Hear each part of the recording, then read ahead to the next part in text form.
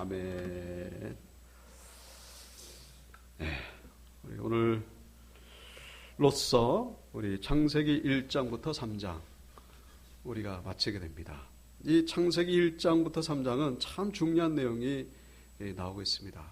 그래서 우리가 이 내용을 우리가 이렇게 간단하게 볼기가 참 어려운 그런 부분이라 할 수 있습니다.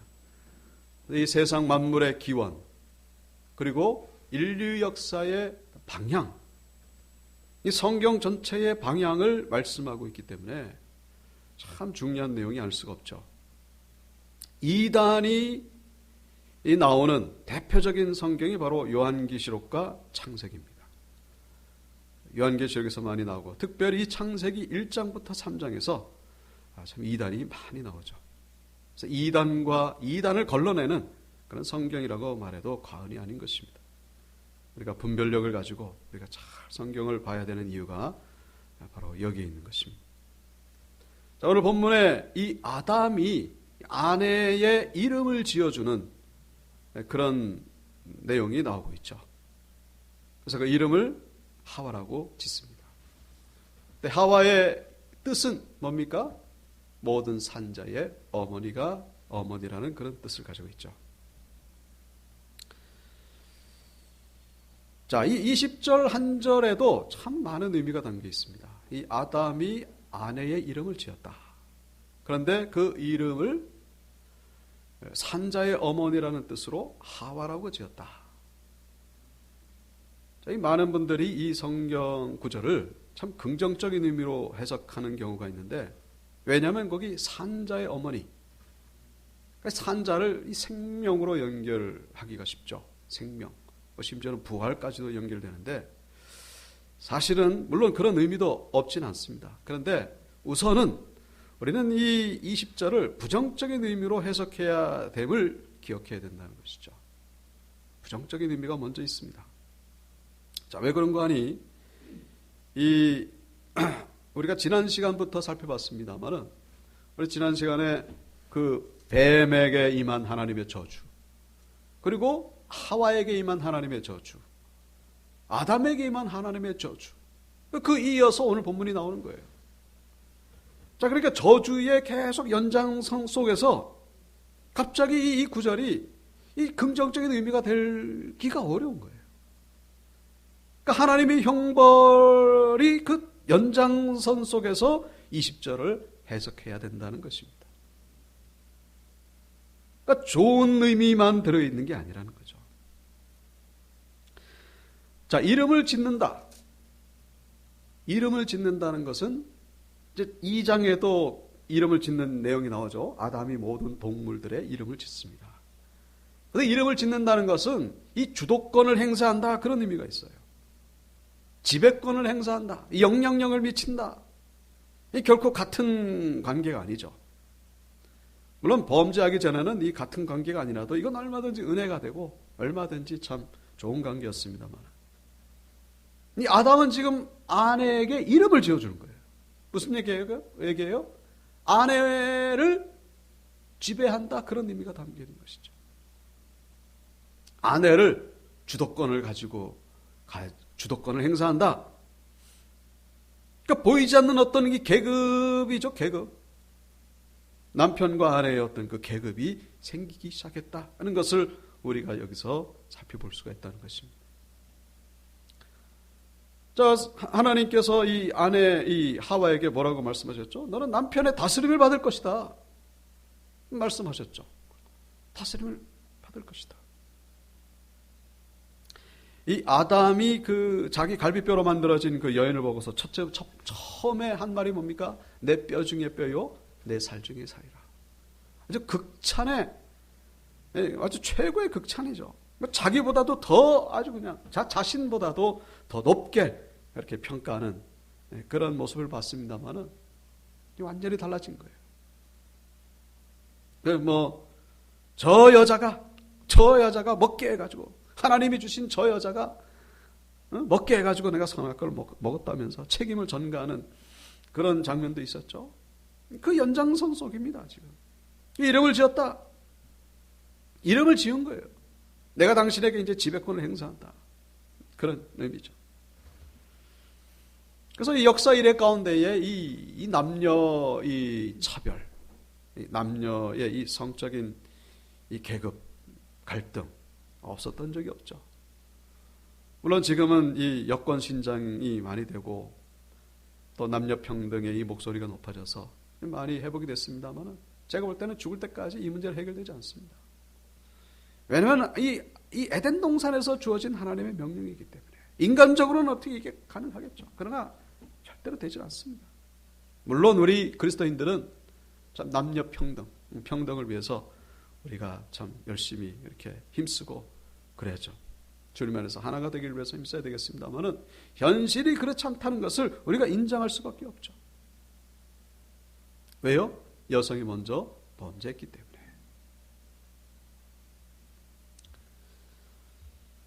자, 그런데 이 이름의 뜻 뭡니까? 산자의 어머니 하와라고 지은 이유는 당신은 산자의 어머니이기 때문에 그렇다. 이 산자라고 하는 것은 어떤 뭐 좋은 의미도 있습니다만 그냥 생명체를 낳는다라는 그런 뜻이죠. 생명체를 낳는다. 여러분 이 남녀가 평등하다는 것 결코 평등할 수가 없죠. 이 평등이라고 하는 것은 엄연히 하나님 앞에서 그 가치가 평등하다는 것이지 역할이라든가 어떤 기능이 평등할 수 없다는 것은 우리가 인정할 수밖에 없죠. 이 남자와 여자의 구조가 달라요. 성향이 다릅니다. 그렇기 때문에 어떤 가치는 평등할지 몰라도 이 역할과 기능은 절대로 같을 수가 없죠. 그런데 이 남자와 여자의 가장 결정적인 차이 그게 뭡니까? 그 상식이죠. 뭐죠? 그게 바로 출산이에요. 출산. 우리가 주변에 뭐 트랜스젠더 성전환 수술한 그런 사람들도 우리가 가끔씩 뭐 이 미디어를 통해서 봅니다만 죽었다 깨나도 할 수 없는 것이 남자가 아무리 여자로 변장을 해도 출산은 할 수가 없어요. 뭐 과학이 뭐 발달하면 어떻게 될지 몰라도 뭐 그 전에 주님이 오시겠죠. 이 출산은 오직 여자에게만 주어진 일입니다. 그런데 이 출산이 여러분 축복입니까? 저주입니까? 출산. 처음에는 축복이었죠. 하나님의 복을 주시면서 그들에게 생육하고 번성하라. 땅에 충만하라. 땅을 다스리라. 하나님이 복이셨어요. 근데 그 복이 어떻게 됐죠? 선악과 범죄 때문에 이것이 저주가 되고 말았다는 것이죠. 출산이 저주가 되었어요. 왜 저주일까요? 출산이 왜 저주일까요? 다른 게 아니라 하나님 기준에서 볼 때 죄인 한 사람만 더 태어나는 것이기 때문에 인간적으로는 그렇지 않죠. 뭐 이보다 더 큰 축복이 어디 있습니까? 자녀 한 명 낳으면 그 못 나가지고 한을 쓰고 하나 낳으면 얼마나 기뻐합니까? 인간적으로는 너무나 좋습니다만 하나님 입장에서 보면 그렇지 않다는 거예요. 죄인 한 사람만 더 태어나는 거예요. 죄인이 죄인을 낳는 거죠. 죄인이 많아질 뿐이에요. 영적으로 보면 그렇다는 것이죠.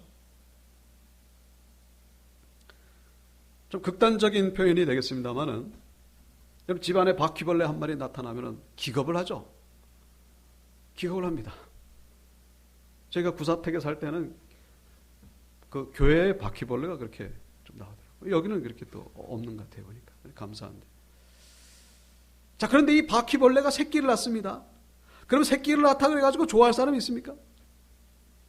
뭐 기겁을 하죠, 진짜. 그래가지고 뭐 박력, 돈을 주고 불러가지고 뭐 박멸하기에 급급합니다만.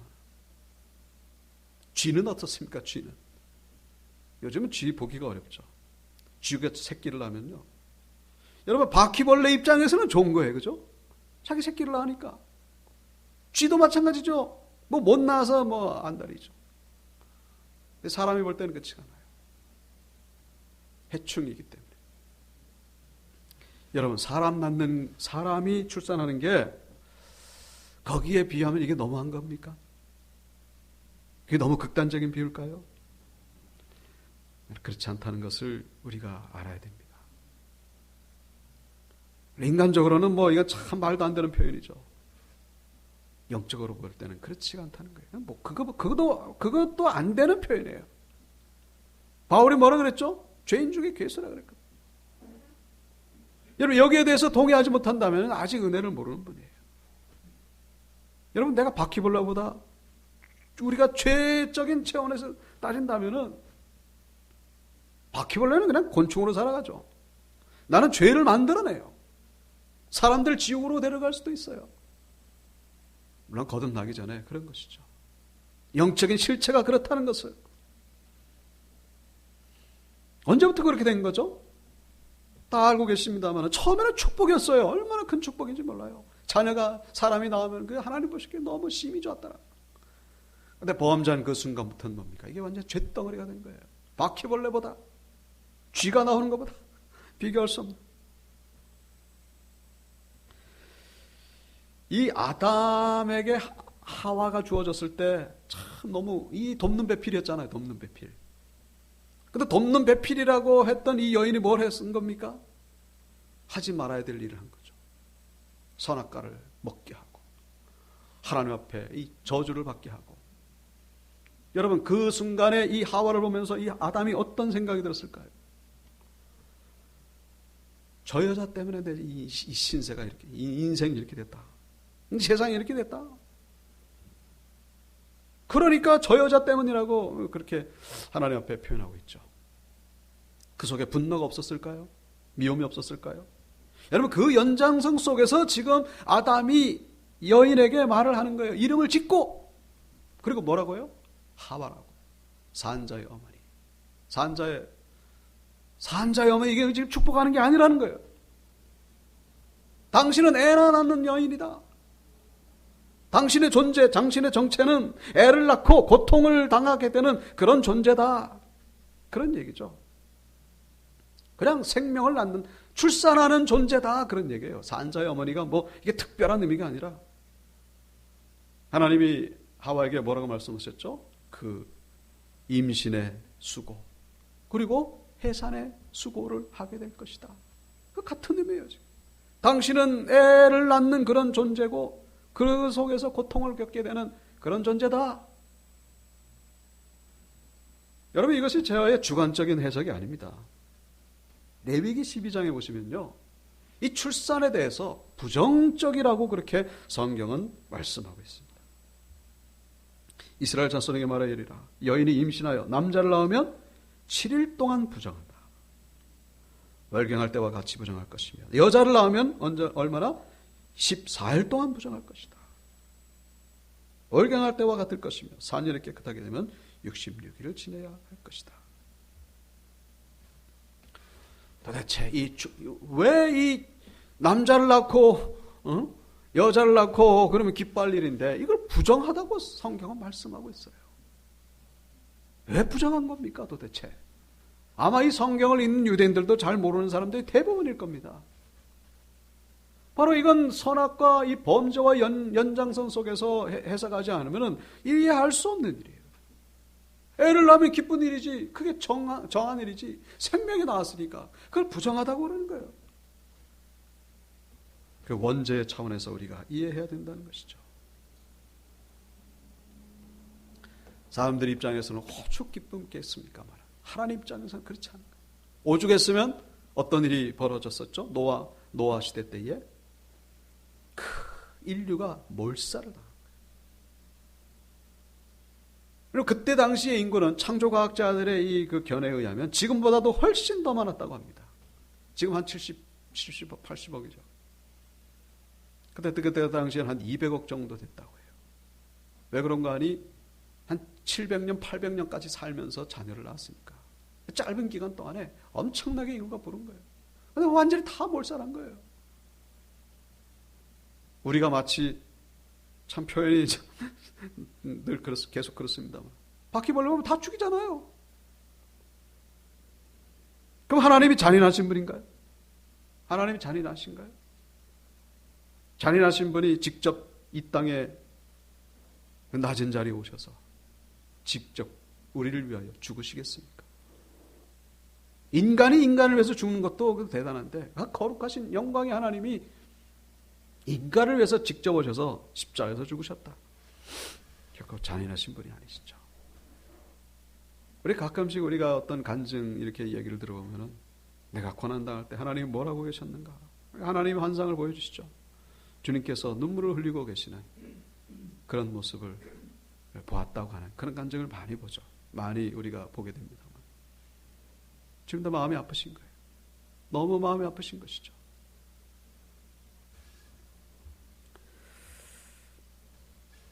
그래서 오늘 이 3장의 오늘 본문도 그렇고 14절부터 20절까지는 그냥 저주와 형벌로 가득 찬 그런 내용이라는 것을 이해해야 된다는 것입니다.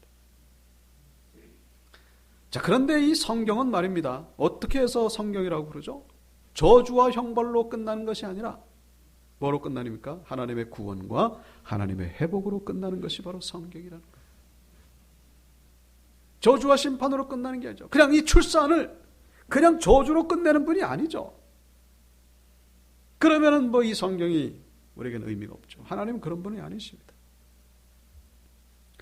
저주로 끝나는 것이 아니라 회복시키신다는 그것을 증명해 주는 구절이 바로 21절이죠. 20절 다음 21절. 21절 다 같이요. 여호와 하나님이 아담과 그의 아내를 위하여 가죽옷을 지어 입히시니라. 아멘. 자, 아담과 이 하와가 처음에 무화과 나뭇잎을 가지고 옷을 만들어 입었다는 그런 내용이 나오죠.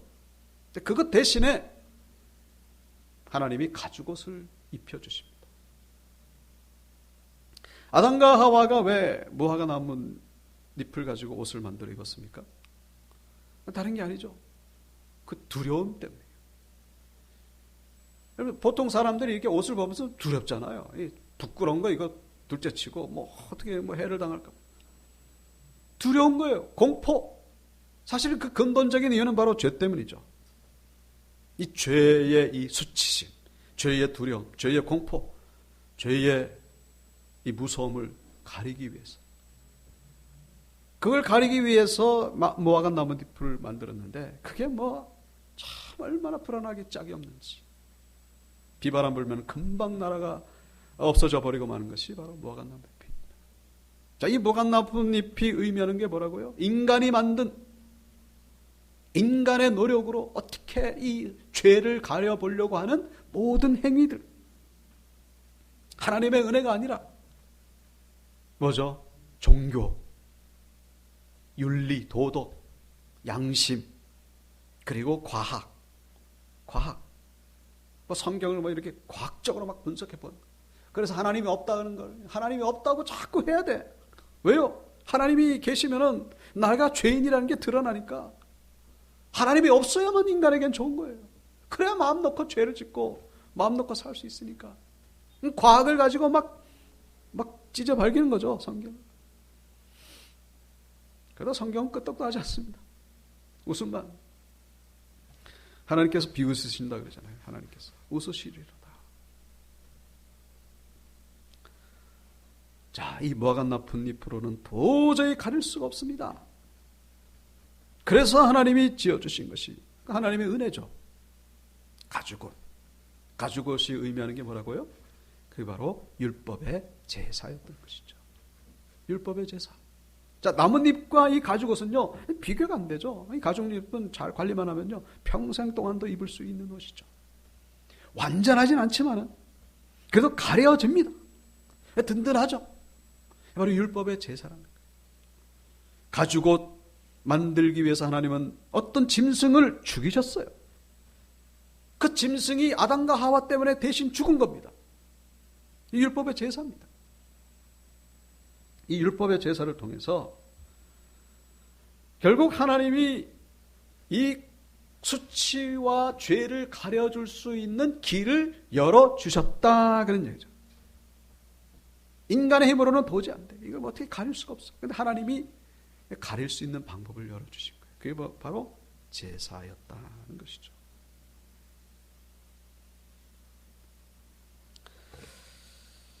자, 우리 아까 전에 이 내용, 출산하면 이게 부정하다. 그 연결되는 내용입니다. 그 부정하니까 어떻게 하는 거예요? 부정하니까. 그래서 제사를 드리는 거예요. 어떻게 해요? 아들이나 딸이나 정결하게 되는 기간이 차면, 그러니까 아들은 7일이죠. 딸은 14일이죠. 그 기간 끝나고 나면 뭐 하라는 거예요? 여인은 번제를 위하여 1년 된 어린 양을 가져가고 또 속죄제를 위하여 집비둘기 새끼나 산비둘기를 회막문 제사장에게로 가져가라. 이 부정함을 회복하기 위해서 이 여인이 하는 일이 뭐라고요? 바로 속죄제와 번제였다는 것이죠. 그래서 가난한 여인들, 이게 뭡니까? 이 어린 양 같은 경우를 못 데리고 가는 그런 여인들, 이런 여인들은 힘이 미치지 못하면 산비둘기를 가져가라. 하나는 번제물로, 하나는 속죄제물로 삼을 것이요. 그래가지고 속죄하라고 이렇게 말씀하고 있습니다. 자, 그러니까 이 출산이 이 저주가 된 것은 결국 선악과 범죄 때문이고, 그 다음에 이것이 정말로 축복으로 변화될 수 있는 유일한 방법, 그게 바로 이 제사를 통한 죄사함이라는 사실을 우리에게 말씀해 주고 있는 것이죠. 그러니까 애 낳는 게 도대체 뭐 죄라고? 이게 선악과 범죄와 연결하지 않으면요, 성경을 우리는 이해할 수가 없는 것이죠. 하나님 우리에게 이 출산이 축복이 될 수 있는 길을 마련해 주신 거예요. 그게 바로 제사죠. 그래서 노아 홍수가 끝나고 나서도 노아는 뭐 합니까? 방주에서 나와가지고 바로 하나님 앞에 제사를 드리죠. 우리가 오늘 3장까지 봤습니다만 4장에 또 무슨 얘기 나오죠? 가인과 아벨. 제사 얘기 나오는 거예요. 왜요? 제사를 드려야만 내가 하는 모든 것들이 축복이 될 수 있기 때문에.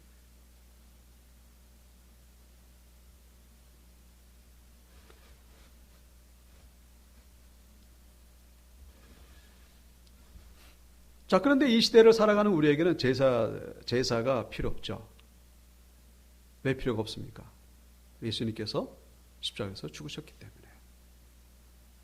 제사를 한 방에 대체하는 게 바로 십자가의 죽으심이죠. 우리 십자가를 의지하여 이 제사보다도 더 완벽한 그런 은혜를 우리가 누리게 됩니다. 디모데전서 2장 15절. 다 같이 읽어볼까요? 시작. 그러나 여자들이 만일 정숙함으로써 믿음과 사랑과 거룩함에 거하면 그의 해산함으로 구원을 얻으리라. 아멘. 이 구절은요, 좀 난해한 구절이에요. 이게 무슨 뜻인가? 해산함으로 구원을 얻으리라. 이게 무슨 뜻이에요, 도대체? 구원을 얻는 게 해산하는 것처럼 그렇게 어려운 건가? 이렇게 해석하는 경우도 있습니다만, 그게 아니에요. 오늘 본문과 연결을 지어야 돼요. 해산, 출산 같은 말이죠. 출산이 원래 뭐라고요? 저주였어요. 범죄 때문에. 그 출산하는 여인들은 이 부정한 거예요. 그래서 어렵게 이 제사를 드렸죠. 그런데 그렇게 할 필요가 없어졌다는 거예요. 어떻게 하면요? 믿음과 사랑과 거룩함에 거하면 그의 해산함으로, 해산함에 대해서, 해석을 조금 이상합니다만, 해산함으로 구원을 얻는 게 아니라 해산함에, 출산에 대해서 그 부정스럽게 여겨졌던 그 출산, 그것이 축복이 된다. 뭘로 인해서? 믿음으로, 거룩함으로, 그리고 사랑에 거하면. 여기서 믿음은 뭐예요? 바로 예수 믿음이죠. 예수를 믿기만 하면은 제사 드릴 필요 없이 그 출산이 하나님이 주신 축복이 된다는 것을 말씀하고 있는 것이죠. 자, 그래서 지금까지 계속 말씀드렸습니다. 이게 우리에게 주시는 메시지가 뭡니까? 우리에게 주신 메시지 뭐죠? 인간이 행하는 모든 행위 가운데 죄사함, 이 십자가가 빠지면 모든 것이 헛되다는 것을 우리에게 말씀해 주고 있는 것입니다. 출산, 그게 얼마나 축복이고 얼마나 영광입니까? 근데 거기에 죄사함이, 십자가가 빠지면은 다 소용이 없다는 거예요. 출산보다도 참, 출산 위대한 거죠. 생명이 나오니까, 우리 후손이 나오니까. 대표적인 거예요. 그 외에 출산도 그렇고 결혼도 그렇고 사업을 하는 것도 그렇고 우리가 성공하는 것도 그렇고 거기에 십자가가 없으면은 뭐예요? 하나님 보시기에 다 소용이 없다는 거예요. 심지어는 뭐처럼 바퀴벌레 같다. 십자가가 빠지면 그렇다. 다 부정한 겁니다. 부정한 거예요. 인간들이 눈에 볼 때는 막 그냥 칭찬을 받고 그냥 이름이 다 올라가고 박수를 받고 십자가가 없으면은 바로 오늘 본문에 나오는 이 출산하는 이 하와와 같은 착각하면 안 된다는 거예요. 십자가가 있을 때에 비로소 십자가가 없으면 뭡니까? 그 바벨탑이라는 거예요. 바벨탑. 하나님을 인정하지 않을 때.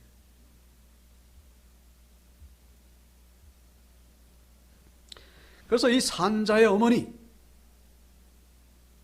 어머니가 십자가가 빠지면은 그냥 애 낳는 그냥 여인 그거밖에 안 돼요. 근데 십자가가 들어가면 어떻게 됩니까? 참 축복된 여인. 십자가가 있고 없고 죄사함이 있고 없고 그런 차이라는 것이죠.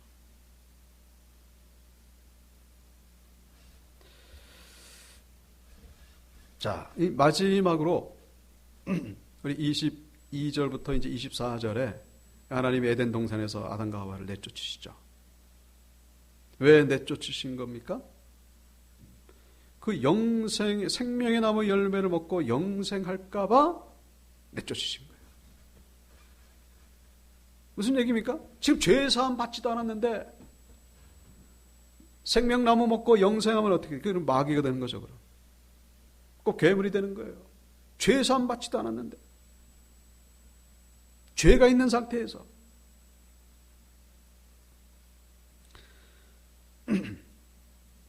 자, 그래서 하나님이 이 아담과 하와를 내쫓으시고 중요한 건 뭡니까?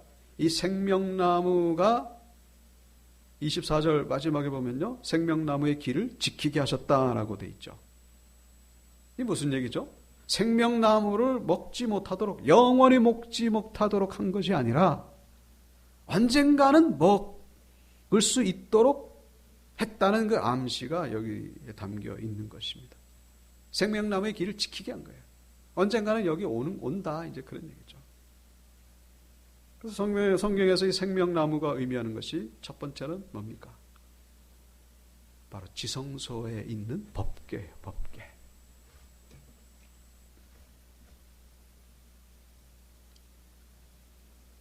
여기가 지성소죠.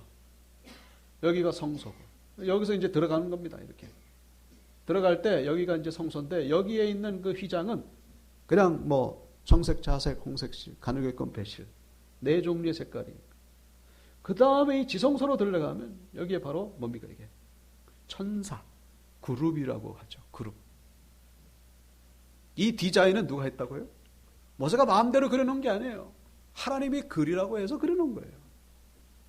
저 모든 그 규격과 형태와 색깔 이 모든 것들 하나님이 명하신 거예요. 그룹을 여기다가 새겨놓으라 했습니다. 무슨 의미입니까? 바로 이 안에 뭐가 있다는 거죠? 생명나무가 있다. 그런 얘기죠. 그래서 1년에 한 번만 대제사장만이 들어갈 수 있는 것이 지성소입니다. 들어가서 뭘 하죠? 죄사함을 받는 거예요. 성경에는 7월 10일이라고 되어 있고 우리가 이 일반 달력을 하면은 9월이라 10월경 됩니다. 그때 들어가서 죄사함을 받고 죄사함을 받으면 이제 생명을 다시 회복할 수가 있는 것이죠. 들어갈 수 있는 길을 하나님이 아무나 들어가면 안 돼요. 들어가면 죽죠. 그룹들과 두루 도는 불칼로 지키게 하셨기 때문에 아무나 들어가면 죽습니다. 구약시대 때. 그런데 지금 이 시대에 우리에게는 저런 번거로운 과정을 거칠 필요가 없죠. 왜 그렇습니까? 예수님께서 십자가에서 죽으셨을 때 어떻게 됩니까? 성소 휘장이 위로부터 아래로 찢어져 둘이 되었다라고 말씀하고 있죠. 히브리서에 보면요, 이 휘장이 바로 예수님의 육체라고 말씀하고 있어요. 예수님의 육체가 찢어진 것처럼 그 십자가 달리면서 찢어진 것처럼 휘장이 찢어진 거예요. 지성소와 지성소와 성소는 구분이 없어진 겁니다. 일반 그 어떤 마당과 그 구분이 없어진 거예요. 예수님의 십자가를 통하여 우리가 마치 하이패스가 고속도로 하이패스가 그냥 통과죠. 다만 카드가 있어야 되겠죠. 카드 없으면 뭐 벌금입니다. 카드 그게 뭡니까? 바로 예수 그리스도를 믿는 믿음. 믿음이 있을 때에 우리는 생명나무의 길을 들어갈 수가 있게 된다는 것입니다. 말씀을 정리합니다. 오늘 말씀의 제목은 뭡니까? 인생의 구원자 되신 예수 그리스도. 우리 인생에 예수 그리스도 십자가가 빠지면요, 그거 마치 뭐 같습니다. 우리가 이 전기가 얼마나 참, 이 도시에 전기가 안 들어오면요, 모든 게 다 스톱돼요. 마치 무덤과 같죠. 아주 그냥 뭐 몰골이 말이 아닙니다.